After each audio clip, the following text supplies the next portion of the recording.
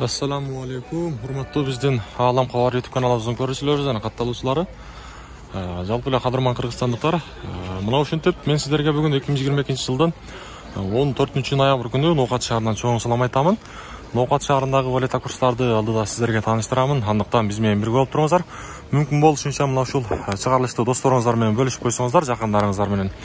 Буюрса пайдалуу болот. Ноокат шаарындагы курстар кандай болду? Сиздер менен биргеликте чогуу көрөлү. Туугандар, мына ушул Финка банк боюнча маалымат берсек, көрүп алыңыздар. Сатып алуу бул жерде доллар 83.50, евро 87 болуп кетти. Рубль болсо 1.38. Жакшы дейбиз. Бул жакта болсо Эко Исламик банкта доллар 83.50, евро 86.50, рубль болсо 1.37,5. Мына ушундай. Ал эми бул жагында Бакай банкта болсо туугандар. Мына ушундай.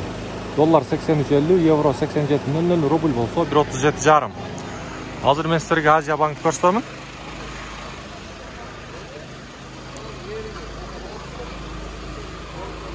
Азия банкта туугандар мына ушундай экен. Рубль 1.38, доллар 83.50, евро болсо 87 болуп калыптыр бул жерде. Доскреда банк боюнча айтсак туугандар, бул жерде рубль 1.38 экен, евро 86, доллар болсо 83.50. Мына ушундай. Алыгыстан мен сиздерге акча алмаштыруучу жерди көрсөтүп коеюн туугандар. Бул жерде сатып алуу доллар 85, рубль болсо 1.36 экен. Мына ушундай.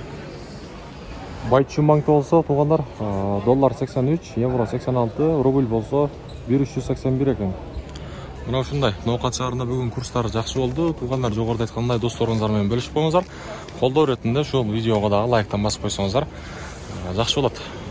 Дагы бир жолу Ноокат шаарынан чоң салам айтабыз.